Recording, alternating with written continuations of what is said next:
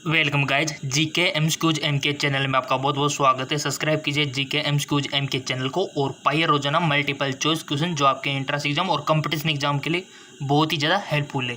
So guys इस video में हम डिस्कस करने वाले फिजिक्स यानी कि हमारा जो भौतिक विज्ञान होता है उसके एमसीक्यूज जो कि आपके एग्जाम में पूछे जाते हैं। ठीक है, पिछला जो वीडियो था उसमें हम बायोलॉजी केमिस्ट्री डिस्कस कर चुके थे। तो चलिए, डिमांड थी स्टूडेंट की। पहला क्वेश्चन है कि निम्नलिखित में से कौन सबसे अधिक प्रत्यास्थ है? गीली मिट्टी, प्लास्टिक, रबड़, स्टील। वन ऑप्शन आपको चूज कर लेना है ताकि आपकी प्रैक्टिस अच्छी हो सके। अधिक प्रत्यास्थ, सो गाइस इसका राइट ऑप्शन हो जाएगा स्टील जो है सबसे अधिक प्रत्यास्थ है। ठीक है, अगला है वह कौन सा बल है जिसके कारण पिंड धरती के केंद्र की ओर खींचा चला जाता है? द्रव्यमान, आवेगी बल, गुरुत्वाकर्षण बल, संवेग बल। सो इसका राइट ऑप्शन हो जाएगा, चूज कर लिया होगा वैसे आपने, गुरुत्वाकर्षण बल। ठीक है, जिसके कारण पिंड धरती के केंद्र की ओर खींचा चला आता है और हम सब भी इसी बल के कारण धरती से बंधे हुए हैं। ठीक है, नहीं तो कब के नीचे गिर जाते हैं। पृथ्वी इस प्रकार गोल है, अगर हम यहाँ रहते तो इसलिए तो नहीं गिरते, नहीं तो इधर गिर जाते, गुरुत्वाकर्षण छोड़ दे तो इसी के कारण हम बंधे हुए हैं। ठीक है, चलते आगे को। और गाइस जिसको इंग्लिश में चाहिए ना, इंग्लिश के लिए भी हम अवेलेबल करवा रहे हैं मल्टीपल चॉइस क्वेश्चन, बट वो अलग चैनल पे जिसका नाम है जेके लॉन जॉब। ठीक है, जो कि आपको जॉब दिला के छोड़ेगा, जेके लॉन जॉब, जिसका लिंक नीचे डिस्क्रिप्शन में दिया हुआ है। अगला है पृथ्वी के गुरुत्वाकर्षण का कितना भाग चंद्रमा के गुरुत्वाकर्षण के सबसे नज़दीक है? बहुत अच्छा क्वेश्चन। पृथ्वी के गुरुत्वाकर्षण का कितना भाग चंद्रमा के गुरुत्वाकर्षण के सबसे नज़दीक है? 1/2, 1/4, 1/6, 1/5। सो इसका राइट ऑप्शन हो जाएगा 1/6, यानी कि चंद्रमा पर कितना ग्रेविटी है? 1/6, यानी कि 6 गुना वहाँ पर कम है। तो यानी कि कोई भी उछलेगा तो धीरे से उछलेगा और वापस आएगा तो धीरे से आएगा, क्योंकि 6 गुना कम है अर्थ के हिसाब से कंपैरिजन में। ठीक है, पृथ्वी के कंपैरिजन में। अगला सवाल है आर्किमिडीज का नियम निम्नलिखित में से किससे संबंधित है? गुरुत्वाकर्षण का नियम, समकोण त्रिभुज का नियम, पलवन का नियम, इनमें से कोई नहीं। आर्किमिडीज का। सो गाइस इसका राइट ऑप्शन हो जाएगा पलवन का नियम से संबंधित है। अगला सवाल है श्यानता की इकाई क्या है? श्यानता की इकाई किसको किस चीज़ में मेजर करते हैं श्यानता को? पॉइज में, पाइजूली में, पास्कल में, इनमें से कोई नहीं। सो इसका राइट ऑप्शन हो जाएगा पॉइज में। चलते आगे की ओर। अगला सवाल है दूध से क्रीम निकालने में कौन सा बल लगता है? घर्षण, अभिकेंद्रीय, अपकेंद्रीय, इनमें से कोई नहीं। सो इसका राइट ऑप्शन हो जाएगा आपका अपकेंद्रीय बल। ठीक है, अगला क्वेश्चन है चाबी ब्रिगेड में कौन सी ऊर्जा होती है? स्थितिज ऊर्जा, गतिज ऊर्जा, संचित ऊर्जा या फिर यांत्रिक ऊर्जा। चाबी ब्रिगेड में कौन सी ऊर्जा होती है गाइज? सो इसका राइट ऑप्शन हो जाएगा स्थितिज ऊर्जा। अगला सवाल है सूर्य की ऊर्जा उत्पन्न होती है ऑक्सीकरण द्वारा, नाभिक के विखंडन द्वारा या फिर आयनन द्वारा या फिर नाभिक के संलयन द्वारा। बहुत अच्छा क्वेश्चन है और हर जगह पूछा जाता है। सो इसका राइट ऑप्शन हो जाएगा आपका नाभिक के संलयन द्वारा। ठीक है, नाभिक के संलयन हो रहा है तभी हमको एनर्जी मिल पा रही है सन से, नाभिक के संलयन की प्रोसेस के थ्रू। देखो आपको पता है कि नाभिक के संलयन होता है या फिर विखंडन होता है, टूटता है तो ऊर्जा मुक्त करता है गाइस। तो वहाँ पर संलयन हो रहा है इसलिए ऊर्जा मुक्त हो रही है और वो हमारी धरती पर उजाला हो रहा है।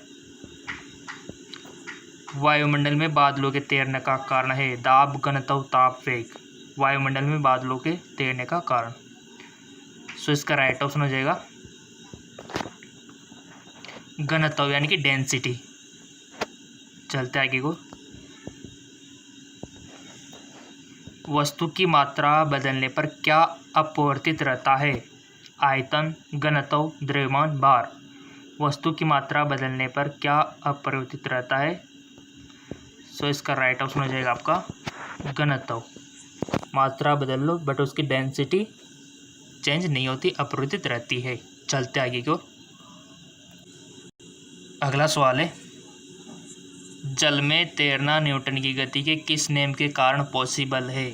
गाइज मैंने आपको रिकमेंड किया था कि न्यूटन के तीनों गति के नियम को अच्छी तरह से याद कर लेना, कौन सा कहाँ यूज होता है और दैनिक जीवन में इसका क्या उपयोग है, ये तो आपको पता है, रखना है, क्वेश्चन बनता है। तो यहाँ पूछ लिया कि जल में तैरना न्यूटन की गति के किस नियम के कारण है, प्रथम, द्वितीय, तृतीय, ये सभी। तो जिसको पता होगा कि प्रथम नियम क्या बतलाता है, द्वितीय नियम क्या बतलाता है और तृतीय नियम क्या कहता है, तो उसको तो 100% इसका आंसर आ जाएगा। सो गाइस इसका राइट ऑप्शन हो जाएगा तृतीय नियम, क्योंकि प्रत्येक क्रिया में विपरीत प्रतिक्रिया होती है, ये कहता है न्यूटन की गति का थर्ड नियम। और इसी नियम के हिसाब से हमारा रॉकेट भी उड़ता है। कोई भी चीज़ें यानी कि हम जिसको धकेलते वही उतने बल से हमको धकेलता है, जैसे कि किसी गेंद को दीवार पे मारना, ठीक है। रॉकेट का उड़ना आपने देखा होगा ना, रॉकेट तो वो भी किस कारण से ऊपर उड़ता है, रॉकेट किस कारण से ऊपर चलता है, तो आपने देखा होगा वो नीचे धुआं छोड़ता है, यानी कि नीचे बल लगा उसी हिसाब से ऊपर जा रहा है, ठीक है। यानी कि प्रत्येक क्रिया में विपरीत प्रतिक्रिया हो रही है। अगला है, निम्नलिखित में से कौन सी राशि सदिश नहीं है। मैंने रिकमेंड किया था सदिश और अदिशों का, देख लेना कौन कौन सी चीज़ें आपके लिए सदिश है और कौन कौन सी अदिश है। सदिश अदिश तो जानते हैं ना, सदिश यानी कि जिसमें दिशा होती है, अदिश यानी कि जिसमें दिशा नहीं होती है। कुछ चीज़ें ऐसी होती है जिसमें दिशा नहीं होती है, बट कुछ ऐसी है जिसमें परिणाम के साथ साथ डायरेक्शन भी होती है, तो वही आपको बताना है। वेग, आयतन, विस्थापन, बल। सो इसका राइट ऑप्शन हो जाएगा आपका आयतन, ठीक है। चलते आगे को, एंगस्ट्रम क्या मापता है। तरंगदैर्घ्य, आवर्तकाल, आवर्ती, समय। एंगस्ट्रम क्या मापता है, सो इसका राइट ऑप्शन हो जाएगा आपका तरंगदैर्घ्य, ठीक है। एंगस्ट्रम क्या मापता है, तरंगदैर्घ्य नापता है गाइस। किस वैज्ञानिक ने सर्वप्रथम बर्फ के 2 टुकड़ों को आपस में घिसकर पिघला दिया। सेल्सियस, जूल, डेवी, इनमें से कोई नहीं। सो इसका करेक्ट ऑप्शन हो जाएगा आपका डेवी। बहुत अच्छा क्वेश्चन है, और क्वेश्चन तो हम सारे करवा रहे, बायो के भी करवा रहे, आपके केमिस्ट्री के और फिजिक्स का ही चल ही रहा है। उष्मा एक प्रकार की ऊर्जा है जिसे कार्य में बदला जा सकता है। इसका प्रत्यक्ष परिणाम सबसे पहले किसने दिया। Celsius, Davy, Joule, Rumford. So guys जिसका राइट ऑप्शन हो जाएगा आपका रामफोर्ड, ठीक है। चलते आगे की ओर। अगला क्वेश्चन है, लोहे की सुई पानी की सतह पर तैरती है, इस परिघटना का कारण क्या है। श्यानता, गुरुत्वीय त्वरण, पृष्ठ तनाव, इनमें से कोई नहीं। लोहे की सुई पानी की सतह पर तैरती है, इस परिघटना का कारण क्या है। सो आपने भी टिक लगा दिया होगा। इसका जो करेक्ट ऑप्शन हो जाएगा पृष्ठ तनाव, यानी कि सतह पर कुछ लेयर होती है उसके कारण तैरते हैं, ठीक है। निम्नलिखित में से किस द्रव का घनत्व सबसे कम है। किस द्रव का घनत्व डेंसिटी सबसे कम है। मरकरी का, पेट्रोल का, स्वच्छ जल का, या फिर नमकीन जल का।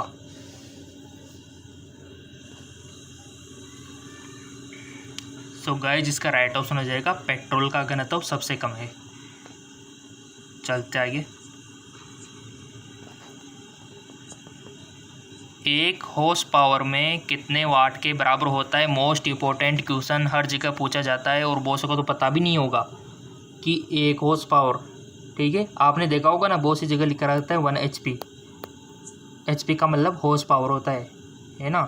तो इसमें कितने वाट होते हैं, यानी कि कितने वाट के बराबर होता है, इनको क्या बोल सकते हैं वाट में।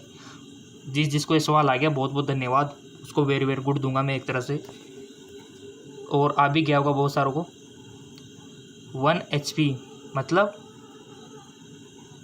बचपन में सबने पढ़ा होगा 746, ये तो बचपन का याद होगा सबको, 746 वाट होते हैं, ठीक है। तो इसका राइट ऑप्शन क्या हो जाएगा 746 वाट।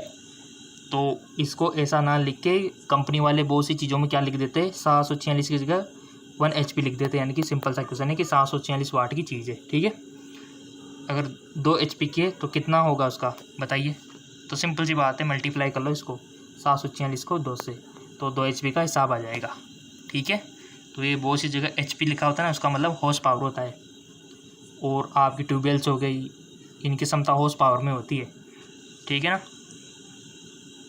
आपके बल्ब तो सिंपल होते हैं 100 वाट के, 50 वाट के, तो नॉर्मल है। बट जो ट्यूबवेल्स होती है, मोटर होती है, मोटर पंप होता है, ये हॉर्स पावर में दिए जाते हैं इनकी वाट, यानी कि शक्ति, ठीक है। कितना ये खर्च करते हैं पावर। चलते आगे और बर्नौली प्रमेय आधारित है ऊर्जा संरक्षण पर, संवेग संरक्षण पर, आवेग संरक्षण पर, और इनमें से कोई नहीं। सो गाइस, जिसका राइट ऑप्शन हो जाएगा आपका ऊर्जा संरक्षण पर। बर्नौली की प्रमेय ऊर्जा संरक्षण पर आधारित है। कितने अच्छे अच्छे क्वेश्चन आपको अवेलेबल करवा रहा हूँ गाइस, और ये चैनल आप सपोर्ट करते रहेंगे तो और भी अच्छे अच्छे आपको मिलते रहेंगे इसी प्रकार, और आपकी तैयारी वैसे हो जाएगी, जॉब तो आप लग ही जाओगे। बर्फ पर दाब बढ़ाने से उसका गलनांक क्या होगा? घट जाएगा, बढ़ जाएगा, शून्य हो जाएगा, अपरिवर्तित रहेगा। हर जगह काम आएंगे ये क्वेश्चन, आप ज़िंदगी में याद रखोगे, हर जगह, हर मोड़ पे आपके साथ मल्टीपल चॉइस क्वेश्चन। कोई भी एग्जाम दो, हर जगह मिलेंगे सवाल। बर्फ पर दाब बढ़ाने से उसका गलनांक क्या होगा? जिसको पता होगा बहुत बहुत धन्यवाद। पढ़ भी चुके थे हम कि दाब बढ़ाने से उसके गलनांक पर क्या इफेक्ट पड़ता है। जिसको पता नहीं है तो वीडियो 2 से 3 बार देख लेना, ये पनिशमेंट है। घट जाएगा, बढ़ जाएगा, शून्य हो जाएगा, या फिर अपरिवर्तित रहेगा। प्रेशर बढ़ा रहे हैं हम बर्फ पे, तो उसके गलनांक पे क्या इफेक्ट पड़ेगा? तो टिक तो लगा दिया होगा हमने। इसका राइट ऑप्शन हो जाएगा घट जाएगा, यानी कि अपोजिट होता है। आप दाब बढ़ा रहे हो, प्रेशर बढ़ा रहे हो, तो ये इधर क्या हो रहा है, गलनांक आपका घट रहा है, ठीक है। चलते आगे को।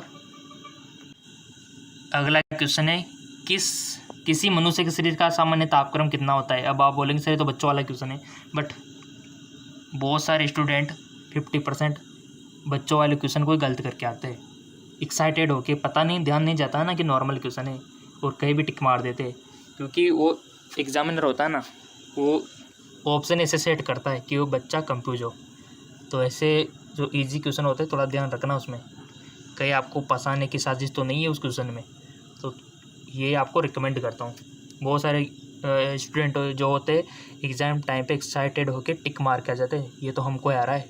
जब घर पे आते हैं पता चलता है कि वो तो गलत गया यार। तो ये गलती आप ना करें। क्वेश्चन ईजी है, इसका मतलब आपको अच्छे से पढ़ना है, देखना है। तो नॉर्मल टेम्परेचर पूछा है, बट यहाँ पर कंफ्यूज आपको कर सकता है। जैसे यहाँ पर डिग्री दिया हुआ है, बट वहाँ पर कंफ्यूज करने के लिए वो आपको ये भी देगा 98 डिग्री सेंटीग्रेड, और दूसरा ऑप्शन में आपको 98 डिग्री फ़ारेनहाइट। कंफ्यूज करने के लिए मैं बोल रहा हूँ ना, कंफ्यूज। अब बहुत सारे कंफ्यूज इसमें टिक कर देंगे, मेरे को पता है बहुत सारे स्टूडेंट ऐसा ही करते हैं।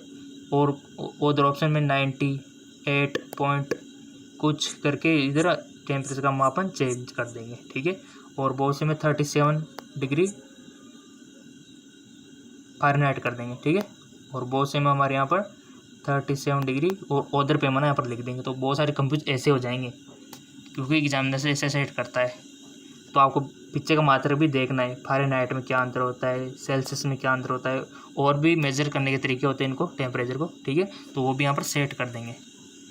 तो बता दो इसका तो राइट ऑप्शन। यहाँ पर आपको बिल्कुल नहीं घबराना है, क्योंकि यहाँ पर ऑप्शन ईजी है। तो राइट ऑप्शन हो जाएगा आपका 98 डिग्री फ़ारेनहाइट, ठीक है। इतना होता है हमारा, पॉइंट में कुछ 6 मान सकते हो आप।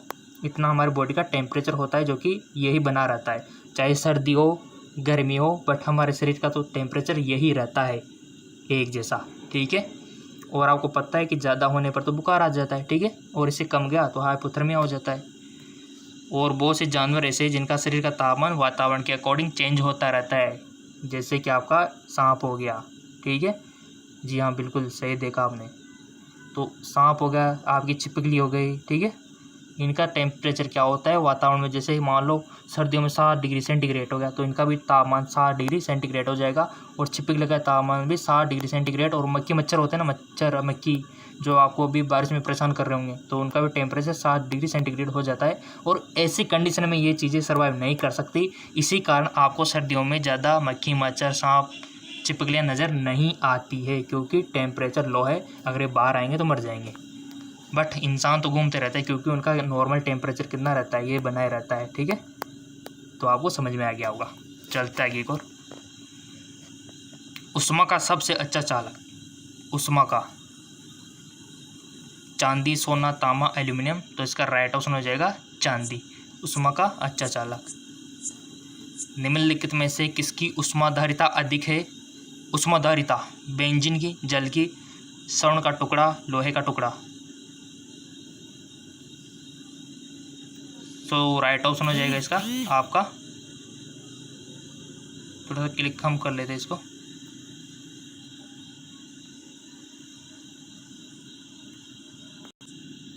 सो गाइज राइट ऑप्शन हो जाएगा आपका जल, वाटर। ठीक है, इसकी उष्माधारिता जो है ना वो अधिक होती है।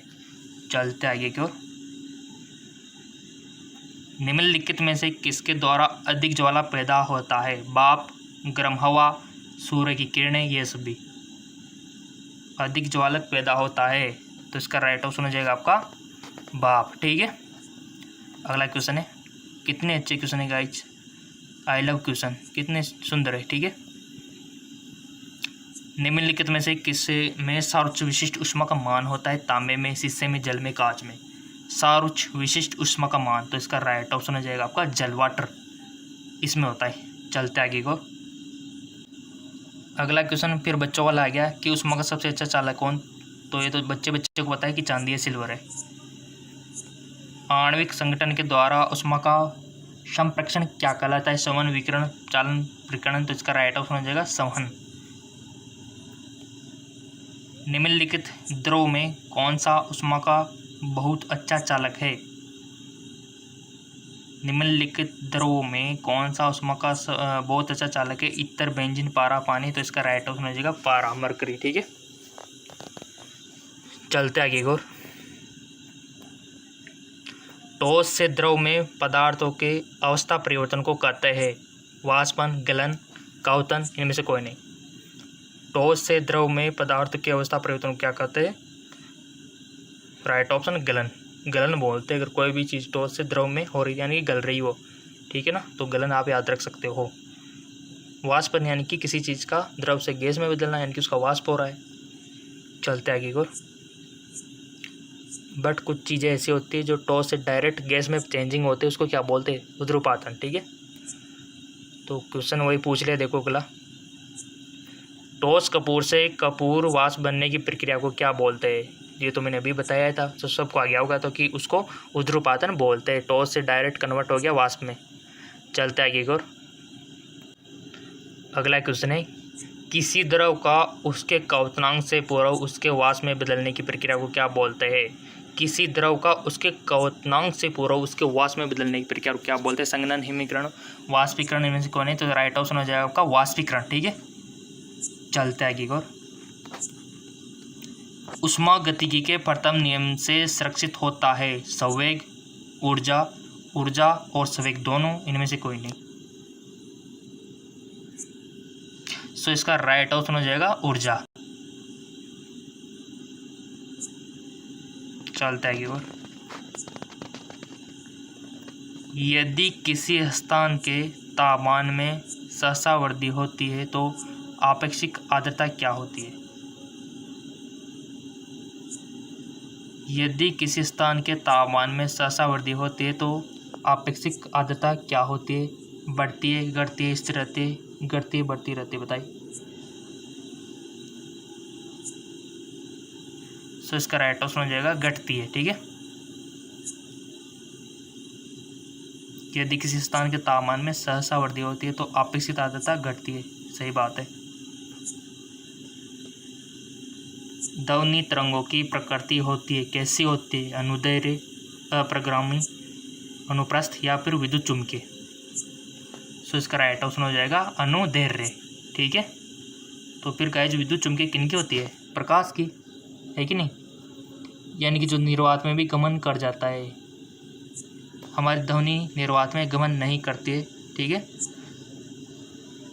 तो इसके अलावा जो रेडियो तरंगे हैं उसको विद्युत चुम्बकीय, इलेक्ट्रोमैग्नेटिक बोल सकते हैं, और हमारी प्रकाश तरंगे अनुप्रस्थ होती है। ठीक है, अगला क्वेश्चन है,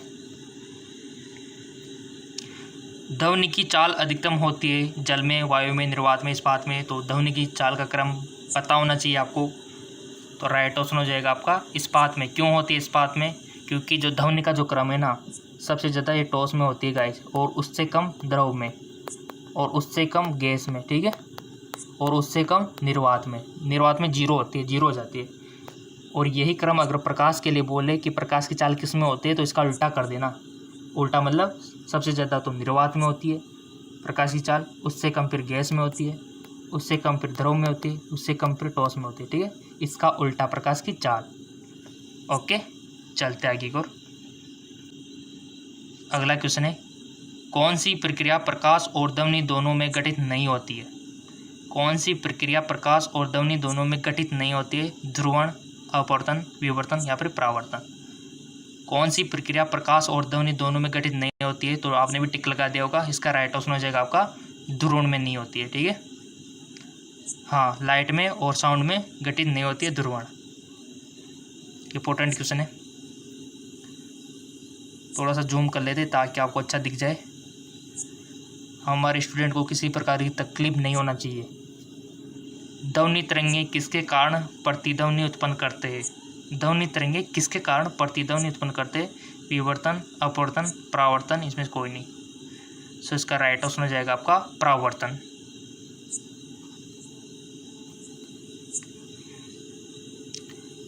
रेडियो का समसवर्ण स्टेशन उदाहरण है अनुनाद का, अपवर्तन का, व्यतिकरण का या फिर परावर्तन का। सो इसका राइट ऑप्शन हो जाएगा आपका अनुनाद के कारण, ठीक है। रेडियो का समसरण आपने देखा होगा ना, एफएम तो सबने सुना होगा बचपन में, रेडियो, एफएम, तो इनका अनुनाद भी चलता है वो रेजोनेंस के थ्रू, ठीक है। उसी के अकॉर्डिंग आपको, जैसे आप मैच करवाते हैं, बोलते हैं 92.7, 95, तो आप इधर से सेट करते हो वो अनुनाद, जो कि उससे मैच कर जाता है और नेटवर्क आ जाता है, ठीक है। चलते आगे को। डॉपलर प्रभाव किससे संबंधित है? मुद्रा, प्रचलन, मनोवैज्ञानिक, ध्वनि, जनसंख्या। तो इसका राइट ऑप्शन हो जाएगा ध्वनि से, ठीक है। ध्वनि से समुद्रों में पता होगा पनडुब्बियों का पता लगाने के लिए। और 120 क्वेश्चन है हमारा, कौन सी तरंगे शून्य में संचरण नहीं कर सकती? कौन सी तरंगे शून्य में संचरण नहीं कर सकती? तो इसका राइट ऑप्शन हो जाएगा ध्वनि तरंगे, ठीक है। सो ये हमारा कंप्लीट हो गया। और अधिक मल्टीपल चॉइस क्वेश्चन पाने के लिए नीचे डिस्क्रिप्शन में लिंक दिया हुआ है, और हमारा जो जेक्लोन जॉब चैनल है उसका लिंक नीचे डिस्क्रिप्शन में दिया हुआ है। सो गाइस, जेक्लोन जॉब चैनल को फॉलो कर सकते हो, लिंक नीचे डिस्क्रिप्शन में दिया हुआ है। सो गाइस, जाइए, नीचे डिस्क्रिप्शन में लिंक दिया हुआ है। मिलते हैं नेक्स्ट वीडियो में।